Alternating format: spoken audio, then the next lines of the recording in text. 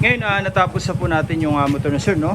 Ayan, mini driving light, underglow lights, RTD headlight. Ayan, okay. Yan, no? Check natin, no? Dito, ito po yung headlight ni sir na kinabit natin, high and low. Yan, no? Okay. Pagka nag-low tayo, puti po yan, no? Tapos pag nag-high, yellow po. Sa mini driving, ganun din po, no? Low, white, sa high, yellow. Okay? Para terno po, no? Tapos sa passing light, sasabay po dyan yung headlight. Nakakombos po yan, no? Okay, check natin. Ayan. Hindi lang po MDL yung ilaw, no? Kasabay po dyan yung headlight. Pero maganda dyan, pwede pa rin tayo mag-high-low ng headlight nang hindi po sumasabay yung mini driving. Pwede rin tayo mag-high-low ng MDL nang hindi po sumasabay yung headlight. Pero pag nag-passing, automatic po yan, sabay lahat. Kaya po yung combo lights natin, mga sir. Para kung sakaling nag-high tayo ng headlight, makakapag-passing pa rin tayo sa mini driving. Nag-on man tayo ng MDL, makakapag-passing pa rin po tayo, no? Okay, ayan, no?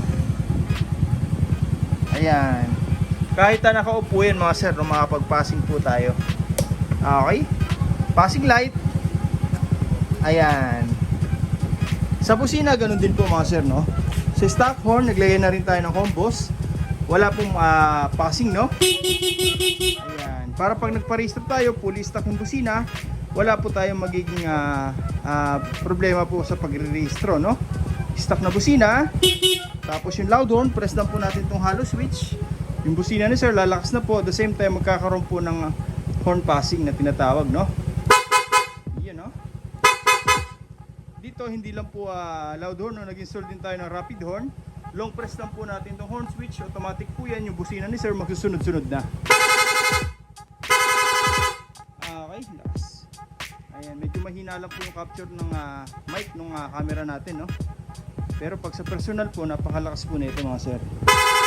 Okay. Kahit po naka-on yan, mga sir, yung MDL natin, no? Nagbusina, meron pa rin iilaw. Kahit po naka-on yung high ng mid-driving, nagbusina, meron pa rin po yan. Yung headlight naman po yung papalit, no? Sa passing light, ganun din po. Okay. Pagka naka-off, automatic sasabay lahat. Yung underglow, ito po yung switch natin, no? Mula sa harap, sa engine, hanggang po dito sa likod, no? Naglagay po tayo niyan. Ito po yung on-off. Ayan. Okay. Tapos, hazard signal, ito po yun, no? Kanan, kaliwa. Okay, hazard na po agad yan. Yan po yung maganda sa hazard natin, mga sir, no? Stock switch po yan, hindi po tayo nag-additional ng kung ano nung switch po, no? Para nasa kamay na po natin, pwede tayo mag-signal light at the same time hazard agad. Hazard, pwede tayo mag-signal light agad. Okay? Signal light tayo. Kaliwa, kanan, pindot, kaliwa, kanan. Kung gusto natin ng hazard, huwag na natin pindutin. Automatic po yan mag-hazard. Okay, yan po yung maganda sa hazard natin. Wala na po tayong mga switch na pipindutin. Andito na lang po, no? Usually, pag naglagay tayo ng switch, pag nag-signal light tayo, pag nag-hazard tayo, nag-signal light, hindi na po magpa-function, no?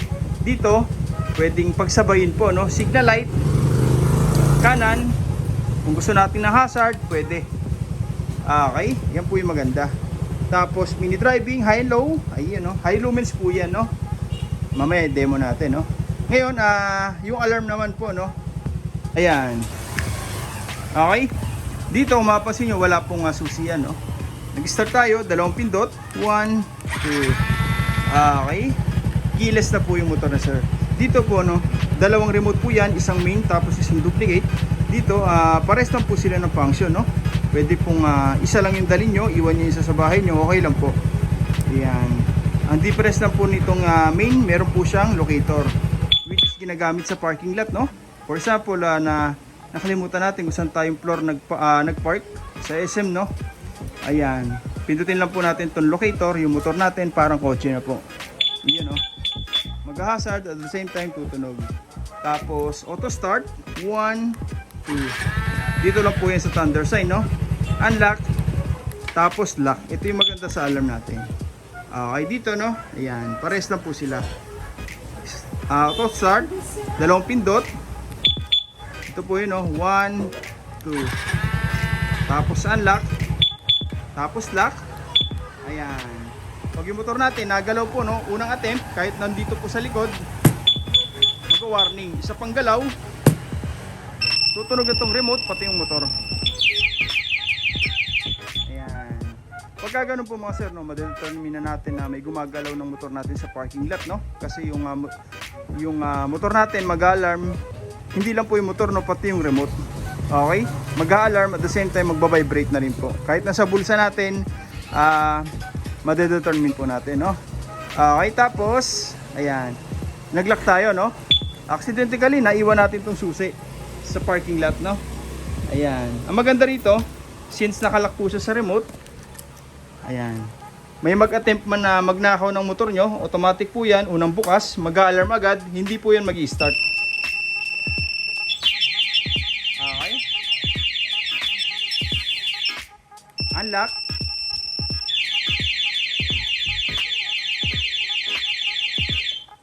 Ayan. Pagka ganun po mga sir, kahit anong gawin po nila dito, may susi man sila, hindi nila magagamit yung motor mo, no? Useless na rin to susi. Okay, para ma-unlock, katulad kanina, pindutin natin tong unlock ng long press po, no? Para ma-activate po uli yung motor. Okay, start. Ayan. For example naman mga sir, no? Accidentally, hindi natin inaasahan, biglang hinablot po yung motor, kung sino-sino po dyan, no? Ang maganda rito, since keyless na po siya, pwedeng i-start, pwede rin po natin patayin gamit yung remote. Okay? Pagka hinablot sa atin yung motor, bigay na natin yung susi, ano? Para hindi tayo mapano. Pagka malayo na sila, pindutin natin itong lock button, automatic po yan, yung motor natin, mamamatay na. Madi-deactivate po yung engine. Tapos mag-alarm pa, no? Ayan, maganda pa ron pag nag-alarm, makakatawag pansin na po sa mga nakapaligid. Okay, lock. Wala na. Okay. Pagka ganun po, wala na. Hindi na nila magagamit yung start. Kahit may susi, deactivated na po. Okay, para ma-start ulit, unlock ulit, start. Okay, ganun lang po simple. Okay, maliit na bagay pero talagang gamit na gamit ko, no? Lalo sa mga nag-aangkas, nagjo-joyride, yung laging gabi sa daan, ayan. A few moments ago. Alright, MIUI 125S po ito, no? Kanina pa po natin itong ginagawa, no? Bali, sila sir, pina-install na po lahat halos, no? Ng package natin. Dito, nag-install po tayo ng Yamaha alarm. Ito po yun, no? Wireless na po yan. Okay? Tapos underglow lights hanggang harap. Engine, meron din po yan hanggang likod po, no? Tapos PIA dual loud horn. Ayan, sa PIA po, no, medyo nahirapan po tayong mag-install, no? Kasi medyo masikip po yung loob, no? Pero nagawan po natin ng paraan. Ayun, wala pong sayad. Okay?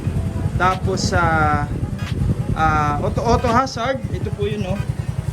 Ayan, stock switch. Makapag-hazard na po tayo. Okay?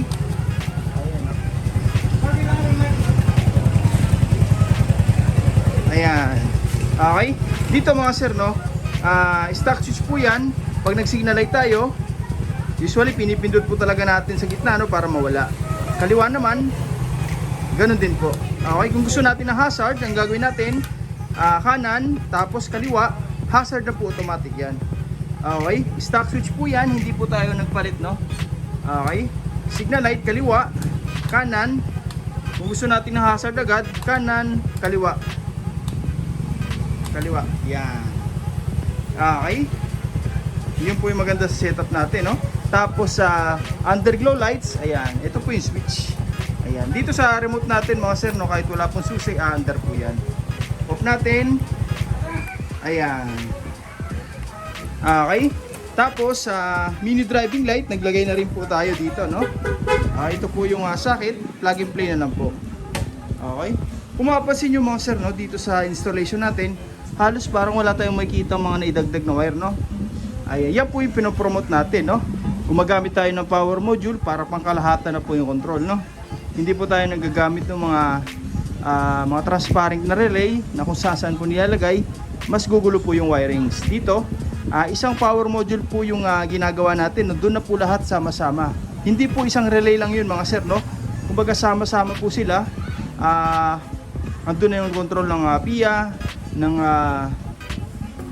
mini driving, yung alarm, ayan. Hindi po yun correction lang po mga sir, no? Hindi po yun power up. May mga nagsasabi po kasi sa atin, no, power up line po, hindi natin ina-advise po yun, no. Dito, power module yung ginagamit natin. Okay? Bawat items na ikinakabit natin, may kanya-kanya po siyang control. Okay, hindi po katulad ng power up lines na isang relay lang pangkalahatan na, no, masama po 'yun. Okay, dito, ayan. May kanya-kanya po silang distributor ng power. Okay? Dito naglagay na tayo ng passing light, may socket na rin po para plug and play, no? Tapos tri-switch, ito po 'yun, no, MSM. Original po 'yan. Tapos hollow switch para sound switching, stock to loud. Magagamit pa rin po natin yung stock na busina. Hindi po natin yan ginalaw, no? Wala po tayong pinutol ng wire dyan. Stock pa rin po yan. Tapos dito, isang harness po yan. Sama-sama po yung mga switch, no? Bababa po yan. Tapos diretso na po yan sa ating power module. Hanggang ilalim po yan, malinis. Okay? Wala po tayong makikita mga wiring na naka-expose. Lahat po yan, binabalot natin ng rubberized tape, no? Okay. Tsaka nagpa-install na rin sila sir ng RTD natin na headlight, no. High lumens na po yan, dual color, white and yellow, para pantay po dun sa MDL niya, no, white and yellow rin po. Okay. Ayan, ito na po yung switch na underglow. Ayan. Dito mga sir, lahat po yan nakahinang, no. Para maiwasan natin yung malfunction tuwing malulubak tayo. Hindi po tayo magkakaroon ng power loss, yung loose contact na tinatawag, ano. Ayan, talagang kapit na kapit para mas accurate ng dadaloy ng kuryente at forsado po, no, yung busina, MDL, hindi po pigil yung ilaw tsaka yung tunog, no. Talagang nakahinang po lahat. Ayan. Tapos sa power module, Denso po yun, ano. Made in Japan, hindi na po natin na-picturean, no, pero andun po sa loob yun. Okay, kaya made in Japan po, kaya matibay po talaga. May mga customer po tayo, 5 years na po yung gano'n nila. All goods pa rin. Ang maganda pa dyan, magpalit man tayo ng busina, ng mini driving, universal po yun. Applicable po kahit sa ibang brand po ng busina, ibang brand ng MDL. Swak po yun, no? Okay, ayan. Sa alarm, ito po yun, no? Magiging keyless na yung motor na sir. Auto start, 1, 2. Okay. Mamaya ipo-full demo po natin to, no, once na may kabit na natin lahat ng mga pairings, tapos yung natitirang mini driving. Ayan. Okay. Ayun, no, parang walang nailagay.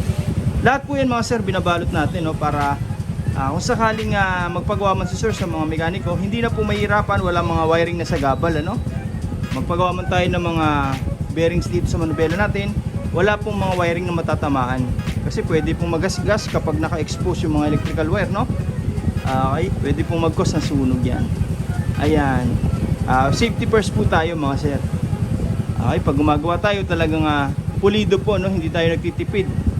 Okay, yung mga ginamit natin dyan, auto wire na po, no? Pang sasakyan, ito na po yun mga sir. Ayan. Talagang Japan po yan. Okay. Ayan. Pure copper, hindi po nagpupulgos. Okay. Sa mga gusto pong pagawa, no, direct message nyo lang po, MJ Works. Okay, punta lang po kayo dito sa shop, no. First come, first serve po tayo. Maraming salamat po.